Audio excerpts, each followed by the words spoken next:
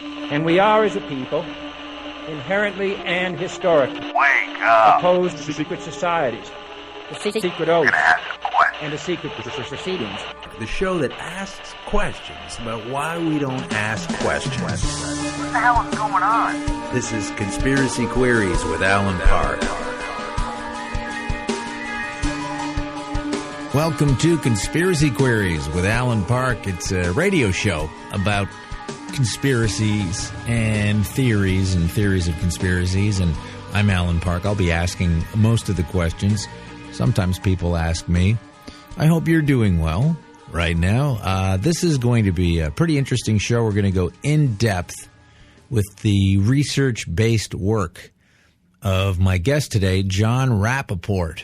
He's been on the show before, very insightful. We went over some information before where John, using logic, wasn't necessarily convinced that Edward Snowden, the leaker, is supposedly who we thought he was. I didn't ask John about an update on Edward, but we'll get to that later.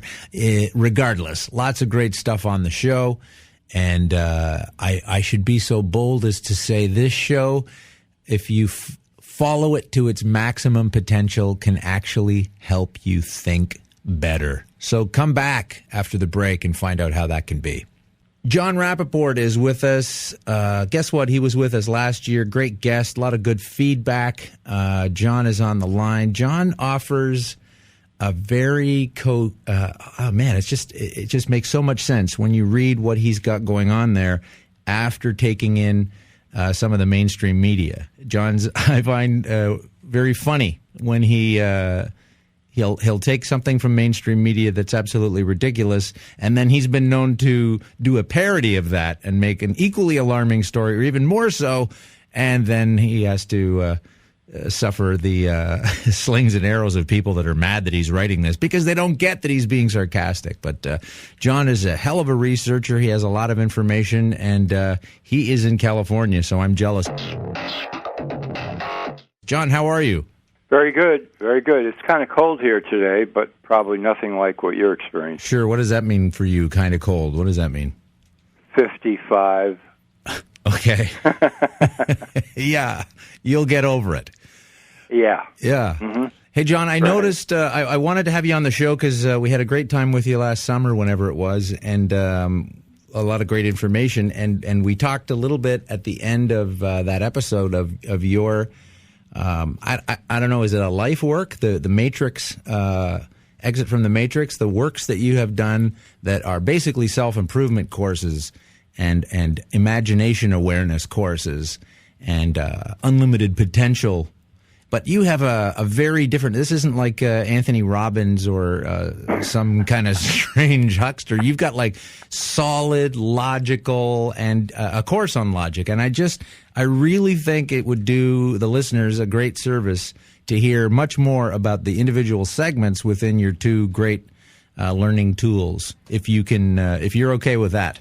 Yeah, absolutely. Okay. So the first collection, these are both huge, but the first one is called The Matrix Revealed, and people can read the breakdown of everything that's in it at my site, nomorefakenews.com. There is a section of many, many interviews that I did with an insider whose pseudonym is Ellis Metaboy. He was a propaganda operative, very high level, who worked for, in general, elites behind the scenes, certain members of the Council on Foreign Relations and other medical groups. And so we met at a point where I was still working on my first book in 1988 called AIDS, Inc., Scandal of the Century. You said AIDS, Inc.? AIDS, Inc. AIDS, okay. And, he said to me, well, you're on the right track. I can tell you that because I was in charge of a lot of propaganda that was being floated around the world about AIDS. And keep going, and so on and so forth. And then sometime later we connected again. We began to talk in depth. I vetted him to the nth degree to make sure that he was indeed who he says he was. And when I was satisfied, I said, look, how about we do some interviews off the record? In other words, I don't expose who you are, and I'll take down everything you say and print it in my newsletter. And he said, okay, let's try it. Well, this led to, I don't know, all told, maybe 50 or 60 long conversations, some of which are in The Matrix Revealed. And what's different about Ellis is he describes the nuts and bolts of how the people who run this world create reality for everybody else, not just in general vague terms, but in very sophisticated terms, and how they operate with reporters, how they operate with editors, how they operate with all kinds of media outlets, but also on a psychological level of mind control, how he views the public mind and how it can be manipulated in terms of rhythms, frequencies, pace, which words flow in which way, altering people's sense of time as they either read or listen or watch reports about what's going on in the world. Extremely profound stuff that I had never encountered from anybody before. And I got much more involved and engrossed and interested as these interviews went on and on and on. So many of those interviews are reproduced in The Matrix Revealed. And the reason that I put them there is because rather than trying to frighten people into feeling that there is no hope, what Medavoy offers is, in a sense, look, here is how we build reality for you. Here's how it's really done. We're the painters. We're, so to speak, we're the movie makers. We're the directors and the producers of the stage play called reality. And this is how we put it on, and this is how we rope you in.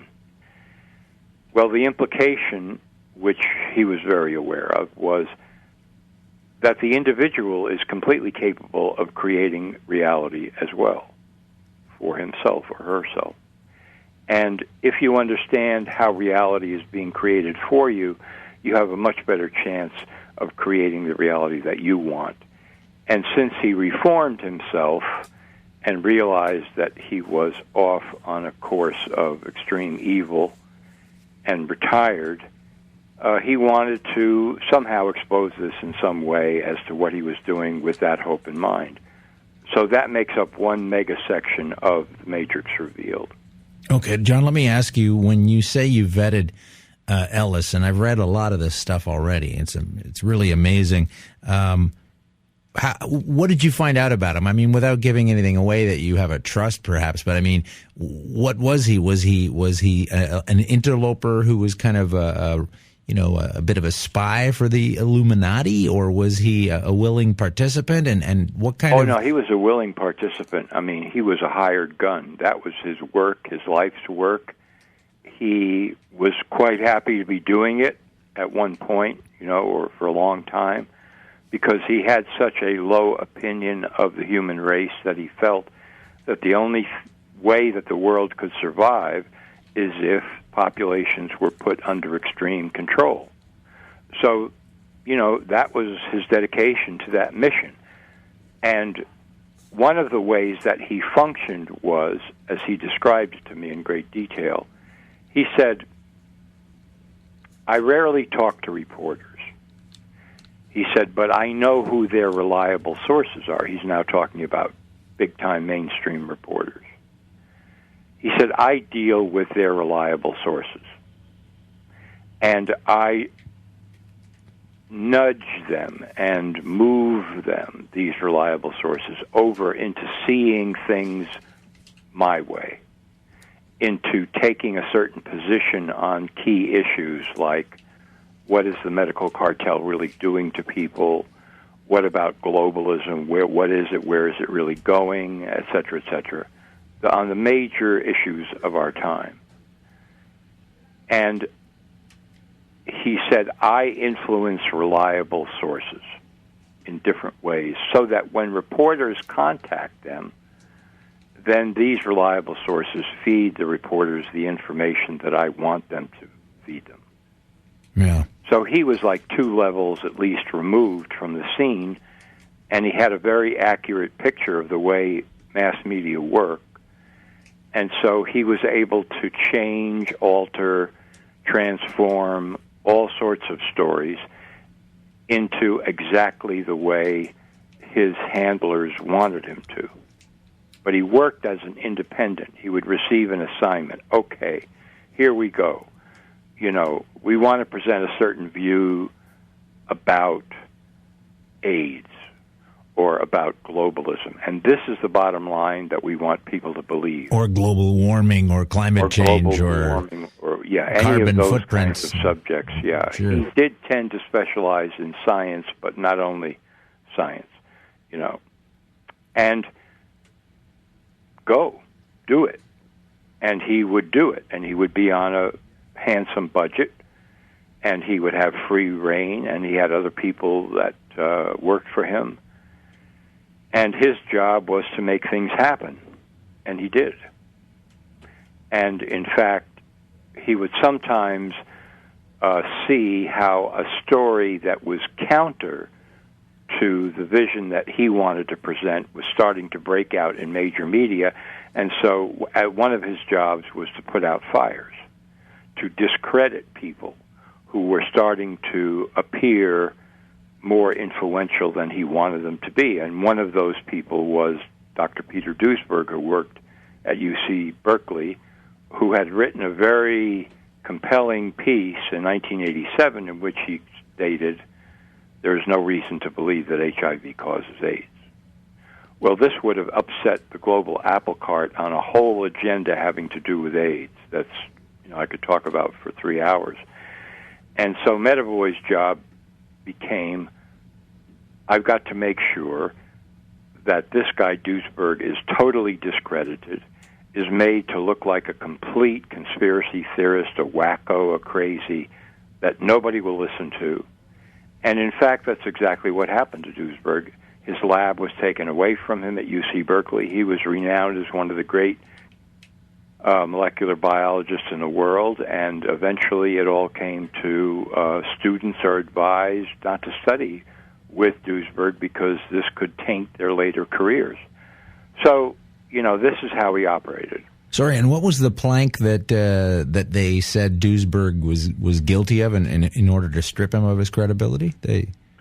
Duesberg was saying there's no reason to believe that HIV causes AIDS. Sure. AIDS is something else entirely. And once you open up that can of worms, which I did in my book, then you begin to see what the real agenda of AIDS and HIV is. Just to give you a brief example. We'll get to that right after this break. How is it that that they were able to, make those conclusions? The conclusions that, you mean HIV causes AIDS? Yeah, and then having people, come to the conclusion that that's the case, and then this one powerful researcher who really knows what he's talking about somehow has his counter opinion completely buried. So how do they sell? How do they sell to the cognizant other scientists, or are they? Is it as easy as they've got something on them, or turning up dead like a banker, like that's been happening, lately, 4, 5, 6 a week or something, and it's all definitely suicide. I mean, how do they do this? Okay, there are various methods, but one of them is they appeal to a primary target's ego.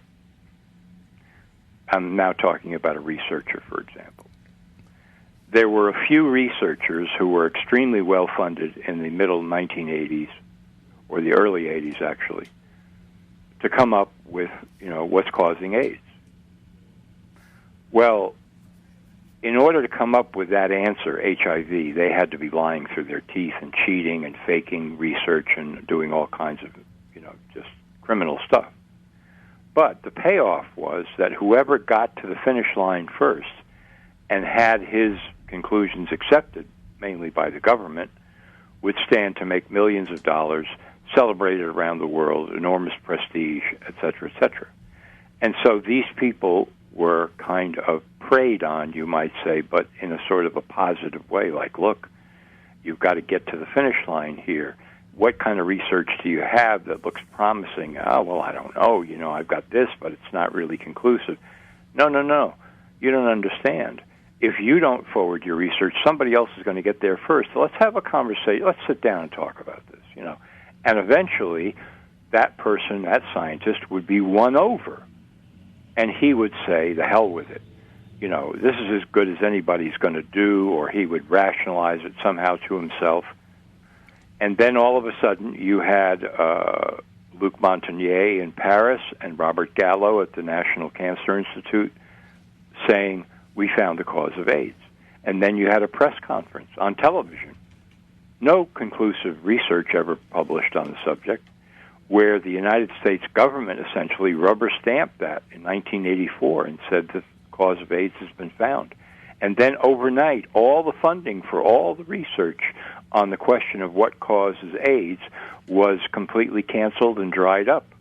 So that if you weren't now looking into how HIV causes AIDS, you were out in the cold. You couldn't get any money for research. It was all a prop job.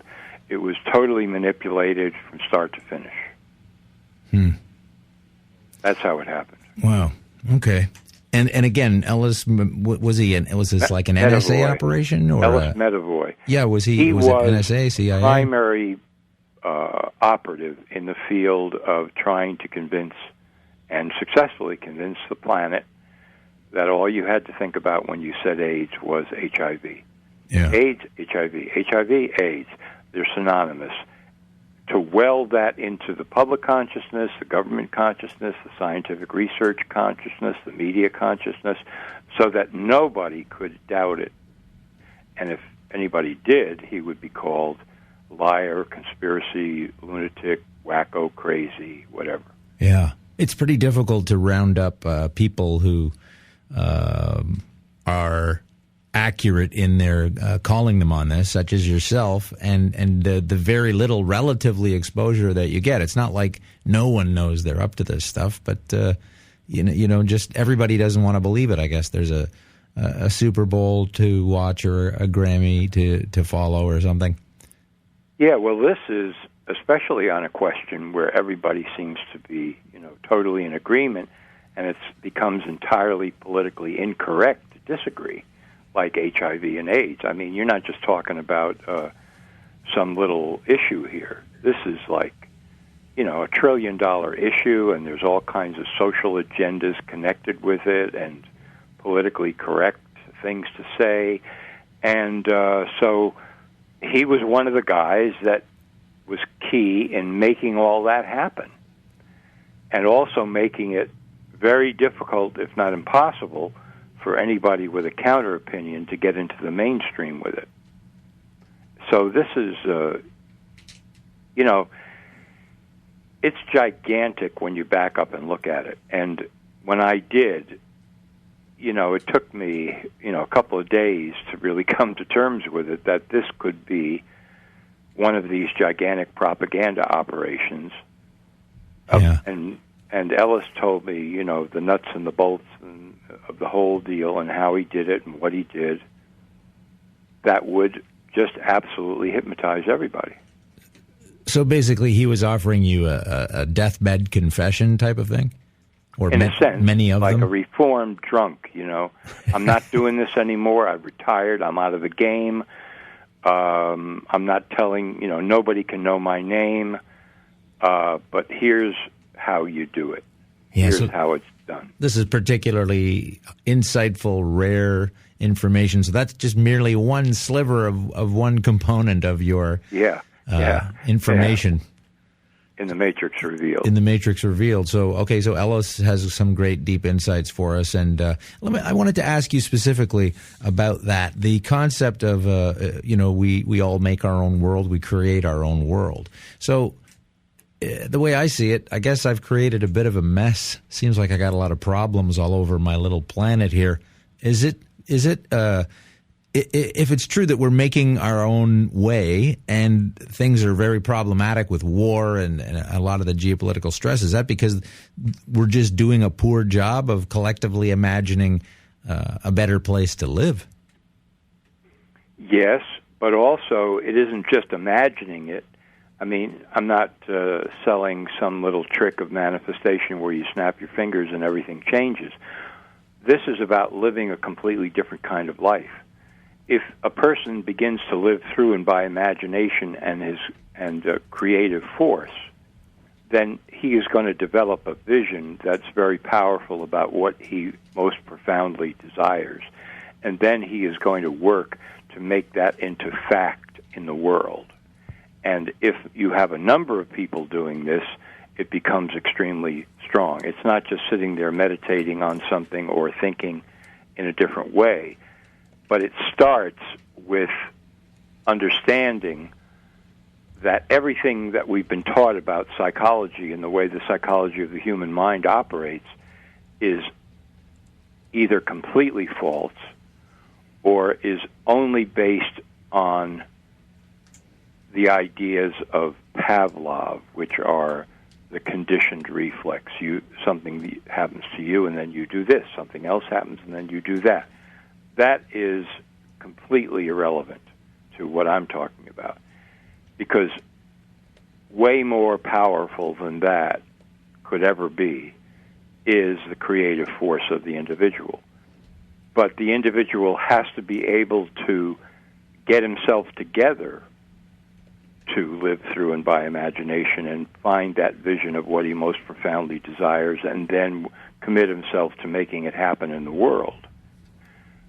I give people tools for understanding and tools for practice so that people can actually dig into this, which we can get into. But in the second mega collection called Exit from the Matrix, there are between 50 and 100 imagination exercises which I've developed and describe in full to people that they can do on a daily basis so that their imagination becomes that much more powerful. Their creative power becomes that much more strong and successful and useful, so that they now begin to realize that they've been living on some other dimension of themselves rather than at the highest level of their own creative power. And when they inhabit that higher level on a consistent basis, everything changes. Everything changes. And people will even notice that in you, in the way you govern yourself and relate to others. Oh, yeah, you bet. That's going to be huge. Yeah, I mean, it isn't anything that you can avoid. We're going to say it's sort of like, to use a crass metaphor, you used to pull up to their house in a broken-down wreck, and now you're driving the kind of car that does 600 miles on salt flats in the desert. And they come out the front door, and they say, wow, what the hell happened? Yeah, they're going to notice for sure. They're going to notice quite definitely. And some people will not enjoy that, because it points out to them their own sort of deficiencies, you might say, or their own refusal to do that for themselves. Yeah, well, when you put a constructive reality together that eventually through other data input you realize, wow, I'm way off track here. That kind of thing. Yeah. Way off track. In fact, I'll tell you a quick anecdote about that. I'd love to hear it, and we'll get to that right after this break. We're with Jon Rappaport, of course, researcher, author. He ran for Congress, for crying out loud. I know that's one reason to hate him, but he didn't win, and he's one of us. He's one of us still, so everything's good. Jon, you have this is amazing to me because not only from what I've seen so far, and I haven't been through your course yet, but what I've seen of it and read about it, you have an 18-lesson course in something that should be available at any self-respecting school, and that is a course in logic and analysis. Can you tell us what logic and analysis is? Of course, I'm being sarcastic with my tone, but why do you feel the need to offer a logic and analysis course? I said with my tongue firmly in cheek. Is it because no one really seems to operate on those tenets anymore? Yeah, that's the best reason I can think of. Okay. When you're dealing with the world of events that we see around us and the tons and floods of information around that, it can become like a labyrinth, a maze, to try to analyze information. And when people go to school these days, they certainly don't learn logic. And that prevents them from being able to see what a line of reasoning or thought is. In fact, I just put out a piece about that today. More or less, this is the way people go these days. They look at the whole sea of information, and they believe that they're entitled to just, I'm going to plug into it anywhere I want to, and then whatever my reaction seems to be, that's what I'm going to give voice to. That's what I'm going to say. It's kind of like a supermarket, and I just pick products off the shelves whenever I feel like it, and I throw them into my cart. And then if I wind up getting sick because there's too many chemicals and sugar and crap in these, I don't even know about that. I don't want to know about it. Forget it. So logic is the way a line of reasoning works. It either works correctly or not. It's either what they call valid or invalid.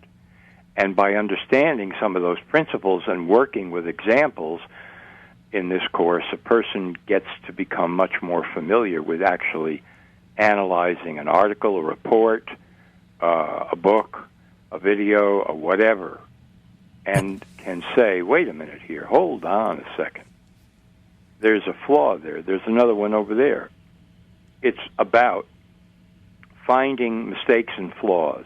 Yeah, I don't think I've gone, obviously, as deep into it as you, offering a complete 18-lesson course. But here's one thing where I find that all the time, and I found it very prevalent when George Bush was in office.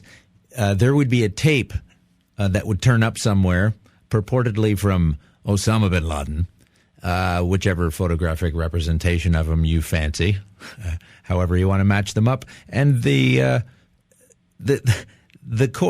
would always say, like, the headline in the newspaper would be, CIA finds another bin Laden tape, or new bin Laden tape threatens West, or something of that nature. And then within the story, not even being debunked from elsewhere, within the story, it would say, near the end of the story, like 15 paragraphs in, it would say, the source of the tape and the person on the tape have not been verified up to CIA standards or whatever. And it's like the exact opposite of what the headline was. Of course, people only read the headline in the first few paragraphs, and they're on their way completely misinformed. Yeah, that's exactly, that's one of the most gross examples that you can find, but it pops up all the time. Got to have a headline that's going to catch the attention, and then the story goes in a different direction. Yeah. And, the vast bulk of people are not aware of this, not aware of that at all. And that's just the most gross example of non-logic. But, you can get down into more nuanced and subtle variations on themes and so forth. And when you do, you find out that a lot of the information that you've been sucking up has no basis at all, absolutely none. And people need to be armed with this kind of a training, which normally in a sane world would happen in school, but it doesn't, so that they can analyze information and they can get down to the bottom of things and understand why they're either accepting or rejecting certain things. Yeah. Well, I think people really... it should be a basic thing in school. Obviously, school... the notion that I have of what school should be. I mean, not the regular, the PSs all over the place that are just cramming the normal, the diktats down everyone's throat. And I can tell you that it's not there in schools on purpose. Well, it has to be. What happens is if a person is armed with this kind of knowledge and understanding, they start to become quite independent. They become independent in school. They become independent out of school, all over the place. And that is not the kind of society that is being built for us. And I can attest to that myself from my own experience, because it wasn't until college that I actually took a couple of courses in logic from an excellent teacher who was merciless. And so I became a complete pain in the ass in school, in college, because in other classes I would say, wait a minute, I just want to review what you just said, the last couple of things there, you know.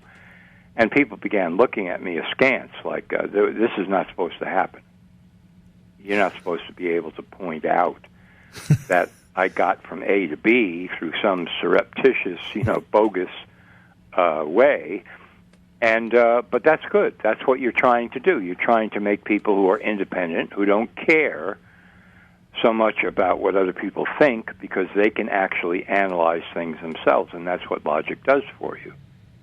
And then you find yourself doing that all the time now, I guess, John. You just treat everything like that naturally without thinking about it.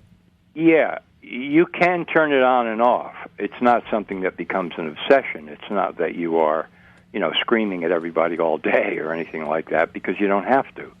You know the difference between being in a social situation, for example, and actually trying to analyze information.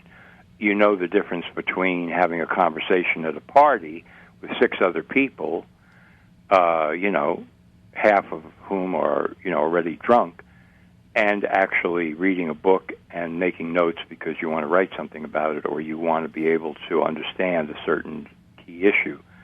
So that's one of the great things about it. It's a tool. You can use it when you want to, and you can put it away in the garage when you don't want to. Mm-hmm. And you've got some other great interviews with some other people. I don't know how you came across these folks, but you've had a long career, but you've really lined up the Mindwork All-Stars. You've got Jack True, which I don't believe that is his real name either. Is that right? Well, it's his professional name. Okay. And he did, in fact, use it for many years as a hypnotherapist. Okay, why is he so important? Pardon? Why is he so important, and what are the main understandings that he puts forward that you decided to offer in your package there? Jack and I met in the late 80s while I was looking around to write my first book, and he was instrumental in getting me a contract with a publisher to write AIDS, Inc. And then we began talking, and then I saw that this was going way beyond any of that. Jack was, to me, the most innovative hypnotherapist in the world, who eventually gave up doing hypnotherapy because, as he told me, the new patients walking in my door are already hypnotized. So my job is to unhypnotize them, and that was the basis of his most profound research. And we sort of collided because I had been writing fiction, painting for many years, and so I was already aware of the changes in my life that had happened through imagination, creative power, and so on.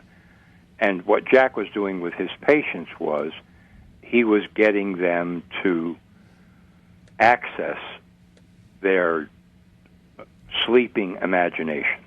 I mean, if I had to put it in a nutshell, that's what he was doing. And he found marvelous and ingenious ways of doing that. And people's lives changed enormously as a result of that.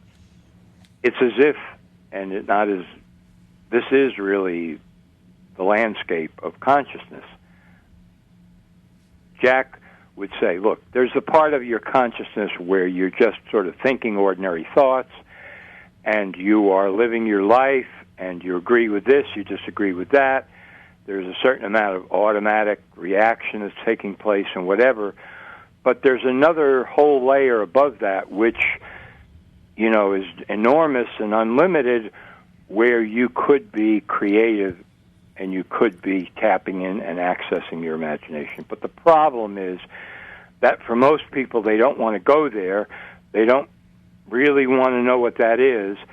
So they build a wall between those two parts of their consciousness. Why do we do that? I have a quick example I want to tell you about. We just have a couple of minutes before we come back to the next segment, but there's a thing about singing and expressing yourself through singing. And I'm not a very good singer, but and I'm not going to prove that right now either. But my daughter, who is 11, she is doing that classic kid thing where as she's trying to sing, when she gets to a higher note, she kind of holds on and holds back and says, I can't hit that note. But she can hit that note, and she does hit that note. But it kind of rattles her when she hits it. There's a sort of a shaking joy almost that people seem to be afraid of when they're doing the right thing. And I feel like this is something that gets pressed out of us on a lot of different levels, not just singing. You bet. I would call it the difference between ordinary you and extraordinary you. Ordinary you does not want to be rattled by discovering that he is actually extraordinary you, because if he did, he would tell you that would make everything change, and then I would have to reshape my life. I would prefer to just be ordinary me, because I get that. I understand it. I know what's required. I can do it. I can live the rest of my life that way and just kind of get through it and then, die. Okay, we're going to spend a little time now talking about the other package, too, just before you leave. We have to get going. We've got one more segment with Jon Rappaport. But in the first package, before we get to where does it exit from the Matrix? Can you do is it possible on radio even, and to do one of the imagination exercises? Is there something that is 2 or 3 minutes that we could think about and try at home later? Well, we can't actually do it here, but I can describe. Okay, that's fine. An exercise. Yeah, it's probably safer that way. If people are driving, the last thing I need is yeah, right. veering off the 405. Okay. Okay. This would be a written exercise. Now, there are a number of written exercises that I give people, but some are not written. Many are not written. This just happens to be one that is. Actually, let me shift gears. I'm going to do a different one here. Okay. Okay. You take a walk in the morning. You go out or walk in your house. It doesn't matter where you walk, but it's a place you feel comfortable, uninterrupted. No cell phones, no whatever. You're just feeling fine. Could be a park, could walk down the street, whatever it is, okay? And as you walk, you take an idea. I'll give you a simple idea. Let's say power. The word power, the concept of power, or the sensation of power, or the feeling of power, whatever it is to you. And you, in your imagination, project that idea out from you. So you're no longer just kind of mulling around thinking about, you're projecting it out in your imagination. Where are you projecting it? Projecting it onto the sidewalk, onto the street, onto cars, onto people, onto houses, onto trees, onto clouds, onto the sun, onto the moon, onto stars, whatever. You're doing this in your imagination.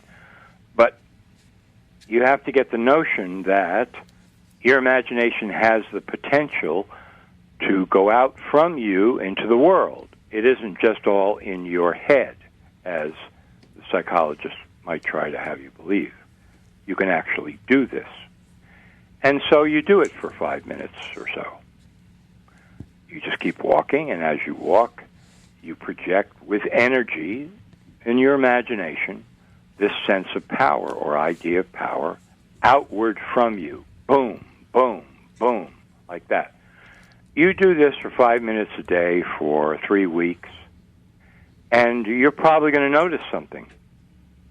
You might notice you have more energy. You might notice you have more commitment and conviction. You might notice you even feel better. Okay? And yet, it's all happening in your imagination. But you're doing this as a projection from you out into the world. You're not mulling it, considering it, thinking about it, worrying about it. None of that nonsense. You're just doing that. Or, here's another one. You're standing in a room, quietly, no phones, no interruptions, no dogs, no cats. And you imagine that you are putting energy down through your body, from your chest, down through your belly, down through your legs, down through your feet, down into the floor of the room. If you're on the second floor, down into the first floor, down into the foundation of the building you're living in, down into the ground, down under the ground, down all the way into the center of the earth. And then you do it again. And then you do it again, and then you do it again. That's also imagination. Because you don't have an engine that's doing it. You're doing it through your imagination. Do that for 3 minutes a day. And a certain number of people would respond to that by saying, I feel a greater sense of well-being. I feel more healthy. A certain kind of sluggishness or fatigue or whatever seems to be dispersing and going away. Yeah? Well, guess what? You did that. Well, how did I do that? Through your imagination. Your imagination has an effect on the physical, on your own body. It can have an effect on the world as well. Imagination is powerful. But you wouldn't know that unless you practiced it. Just in the same way that a guy who says, I got to start working out. I'm overweight. I got to go to the gym. And then he goes to the gym for one day, tries to lift a few weights, can't really do it very well, and says, well, that doesn't work. No, it works if you go to the gym for an hour a day, every day, or a half hour a day, and you work out. If you do that for 6 months, you're going to feel stronger. You will, if you do it right. And in the same way, if you do these imagination exercises every day for a total of about 20 minutes or a half hour a day, after a while, you're going to feel like your basis of operation is shifting in your life. It's not going to be the same. Right. Well, I think I'd like to give it a go. Yeah, give it a go. Yeah, I think I would. I think I'm going to order, not on the air, people. You don't have to hear me do that. As if I'm going to tell all that many people my credit card number. No, but the headings in here are fantastic, and I really want to kick this open. I had plans to get this going on before the holidays, and that didn't work out. So, I've just realized that I can find no logical reason not to get better at analysis. Here's a few headings on your website. I just wanted to spend a bit of time on those because they're kind of, people would think they're kind of out there, but I don't. Your power revealed and universes without end. So those are two different headings, but I wanted you to talk about that. And of course, you also have relationships. So I hope both people are expanding their minds in this way, or you're probably not going to relate to your spouse very well after you leave them in the dust with this. But as far as your power revealed, this is something like you're just explaining to us that we've been layered over with nonsense, and you're showing us how to peel it back. Is that pretty close? Yeah, and it's similar to what I've been saying here, but I go into it in much greater depth. Because historically, we have to realize that everything on this planet, in terms of society and civilization, has been lined up so that the individual is going to believe that he has less and less power. So it's also stripping away those layers as well as the personal layers that a person actually puts there to keep himself from having more and more and more power. Because let's face it, a lot of people, if you presented them with that possibility, would recoil. They would say, well, I don't know. I mean, there's going to be a certain place here where if I had more and more and yet even more power, I'm going to step back from that because that could be a bad thing. Yeah, where did that idea come from? Well, that's got to be great for those that govern. Yeah, and the person also has his own internal apprehensions about, what would happen if I had more power. So it's it's internal and it's external. It's what elites are doing on this planet and have been doing in one form or another forever, and it's what individuals have been doing to themselves, all of which ends up with severely limiting the power of the individual. So that's a shorthand version of what's in that particular seminar. And then, to get to really upper levels of all of this, where you're really reaching way out there, but I've seen it happen. I've experienced it myself. At a certain point, when one is really making their most profound vision come true in the world, certain synchronicities, paranormal experiences begin to happen. They just do, because that person is now exceeding the whole landscape of the average, the normal, which is really the subnormal. He's going beyond that. And when that happens, certain kinds of experiences are going to occur, like being able to read somebody else's thoughts, know what's going to happen in the future, being able to, in some cases, which I've seen, affect people at a distance. And I'm not talking about to try to do bad things to them. I'm talking about just the opposite, to actually bring people up out of where they have sunk down to. Experiences like that happen without a word, without a conversation. Being able to do that by creating the space or the rhythm or the frequency in which that happens for somebody else. Seems like our daily lives are pretty well designed to counter against that at every turn. You have to take a physical effort to make sure you can get into that zone. Yeah, I'm saying that somebody who, I'll give an example of a client who says to me, okay, so we've been working together for a little while now, and then I went away and now I'm back, and, I'm doing the thing that I most want to in my life. I finally discovered / admitted to myself what that is, and, that's my vision. And it's big. It's not little. It's not like I want to paint my nails blue instead of red. This is big. And I'm living through and by my imagination to make this happen in the world, to actually fulfill it and make it happen. And as I've been doing that, more and more and more and more and more, I find these extraordinary things are happening. Well, John, that is where we're going to have to leave it. So that's a good place, don't you think? Yeah, that's a great place. Yeah, that's a good place to stop. We're thrilled to have John back, and obviously we're going to have him back later because I'm going to be diving into some of this stuff personally, and I want to discuss my results with you, the audience, and with John. Thanks, John, for coming on. Absolutely, Alan. Thanks a lot. I really enjoyed it. Thanks for listening to Conspiracy Queries with Alan Park. Please offer comments or complaints by emailing conspiracyqueries@gmail.com or on Twitter @con_queries or at our website, conspiracyqueries.com. Thanks for listening.